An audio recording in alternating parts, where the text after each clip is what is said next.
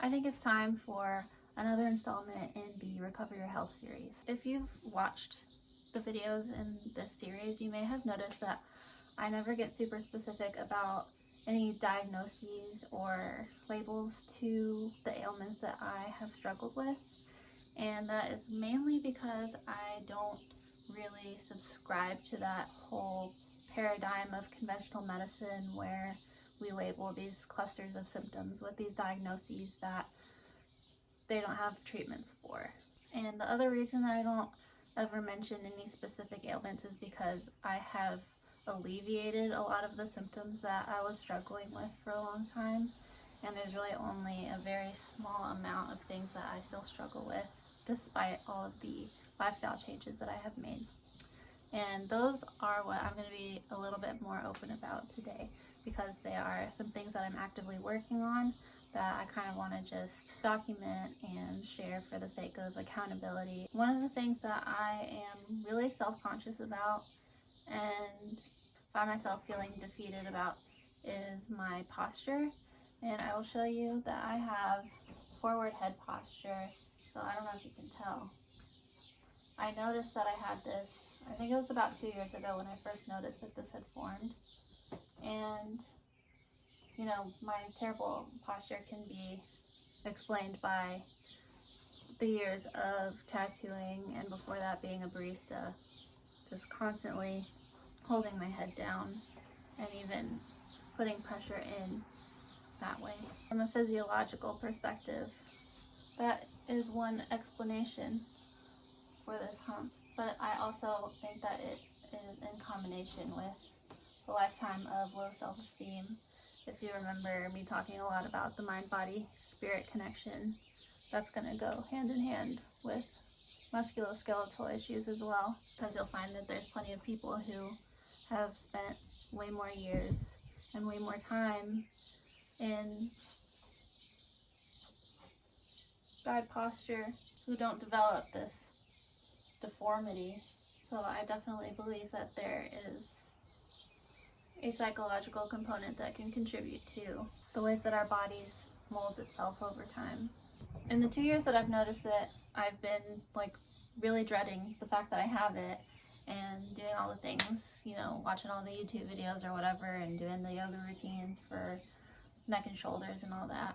And I've never been good about being consistent with it. That's actually one thing that I have always struggled with being consistent with. You know, I'm really good about a lot of aspects about a healthy lifestyle, but when it comes to exercise, that's the one thing that I just really struggle to have discipline with. Hence the weak back and shoulder muscles contributing to my neck hump. I just kind of want to start documenting to help me kind of stay accountable with trying to stay consistent with doing some exercises for this. It's not just aesthetic reasons that I am so focused on this. I do have a lot of pain because obviously there's a lot of tension that's keeping everything in that shape. I've always carried most of my tension in my neck and shoulders, obviously.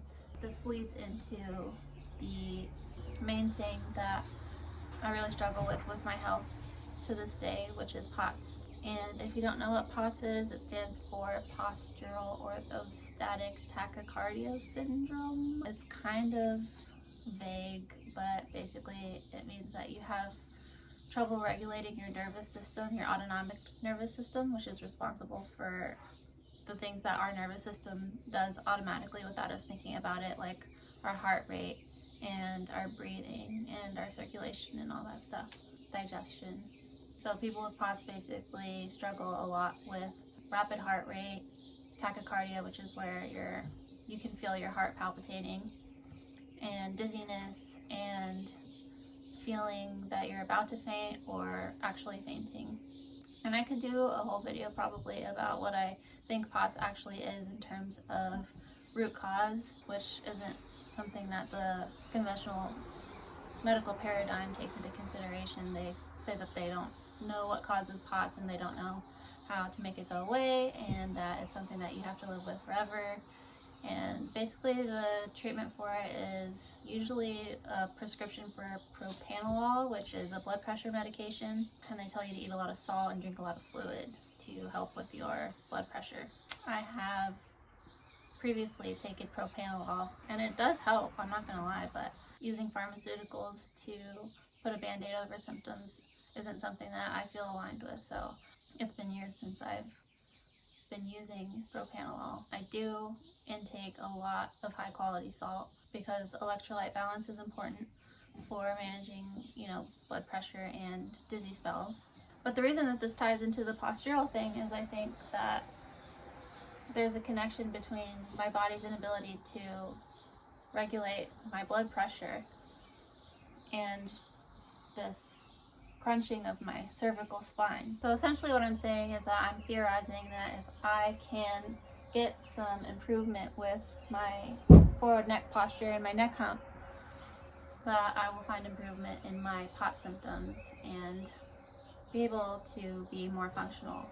Because for me, POTS is really debilitating, and I honestly don't even have it that bad compared to a lot of people who have it. Like, it can make people wheelchair bound and affect people's quality of life a lot worse than how mine's being affected.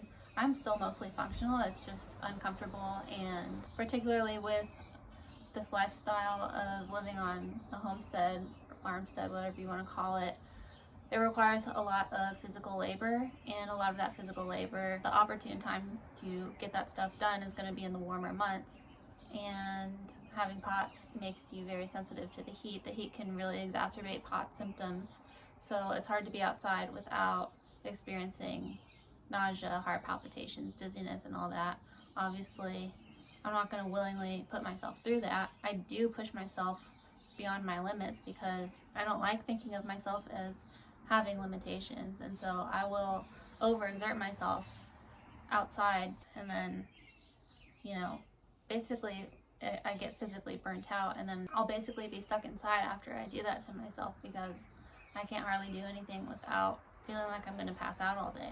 I am really determined to figure this POTS thing out because it doesn't feel good to not be able to pull my weight around the farm the way that I would like to.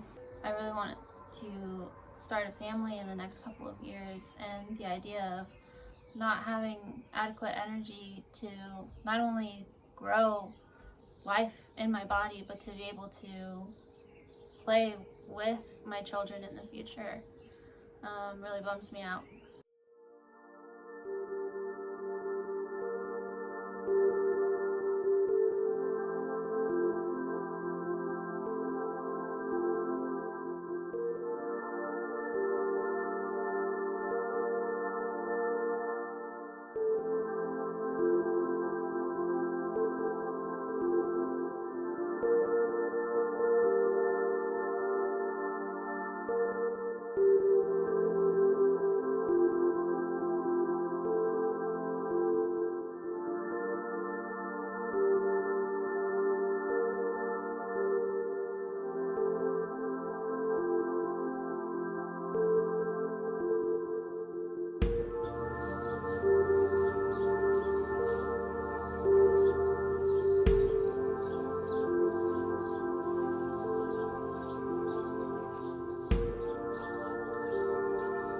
I'm sure one 5-minute exercise isn't going to make a very noticeable visual difference. I do feel a lot better.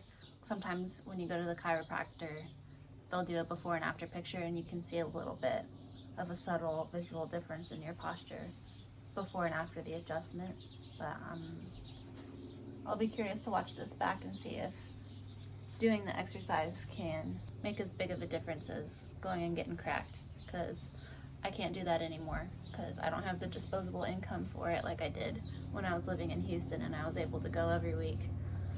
That was so nice. I miss it so much. But yeah, the thing that's weird to me is that I don't feel like I have that terrible of posture. Like when I look at views from the side, they say that good posture, your ear is going to be aligned with your shoulder, which I know my ear isn't over my shoulder, and forward head posture, your ear is way ahead of your shoulder. But I just don't think that my ear is like that far ahead of my shoulder, but I still have this problem with my spine, my upper vertebrae. I don't know, maybe if I just keep working on maintaining the good posture that I have, then gradually the improvements in my posture will result in my spine aligning back where it's supposed to be. I don't know. Gabe also has a theory that if I do the inner work and the emotional work and peeling back the layers like I was talking about in my last video, that I will just wake up one morning and my spine will be straight again. So there is a brain retraining program that he is really urging me to try that I'm kind of pussyfooting around getting into it finally, because it's a really big commitment and requires a lot of discipline, and I don't want to spend the money on the course until I am a little bit more confident in myself to be ready to take that on. If you or someone you're close to has POTS, I recommend reading this book. This is where Gabe got the notion that I need to do the DNRS program. So the author of this book talks about what the actual root cause of POTS is, which a really simplified way of putting it is that it's trauma, you know, because the more that you look into root causes and why everyone's sick all the time, everything can be rooted back to trauma. So basically every ailment that people have is just our body's different ways of manifesting us holding on to those traumas. So, you know, some people have POTS, some people have lupus, some people have Lyme disease, all these chronic illnesses. You know, I kind of take issue with the way that people talk about how, well, everyone's body is different, everyone's body needs different things. I think that gets taken out of context a lot, because the reality is we are all the same species, we're all human beings. Like, people talk about that in terms of diet, and it's like, you know, you wouldn't feed one goat a vegetarian diet and one goat a protein heavy diet and say, well, they have different bodies and they need different things. That's not true. Like, species have species appropriate diets, and they will need different amounts of certain nutrients based on the deficiencies that they have acquired based on their lifestyle. You know what I mean? And it's the same thing with humans. We all have the same base level needs as far as emotional needs, physical needs, spiritual needs. We all have the same need requirements. And it's the different ways that we are raised and the differences in the environments that we live in that's going to affect what level those needs are being met at. And it's going to affect what inputs we might need to add to optimize those levels. I hope that's making sense. To segue into what I was trying to say, the way our bodies respond to trauma is going to vary from person to person, just based on our environment and epigenetics. Trauma is going to lead people to develop different responses, whether it's PTSD and it's a bunch of mental stuff, or if it manifests physically in terms of these various chronic illnesses I'm talking about. Some people just gain weight really heavily, but they don't experience any of these other physical debilitations. It's just the weight gain. That's how their body holds on to the trauma, you know? So anyways, I hope that makes sense. And that was just a little bit of thoughts that I wanted to share in the conversation that I'm having around my struggle with POTS-like symptoms.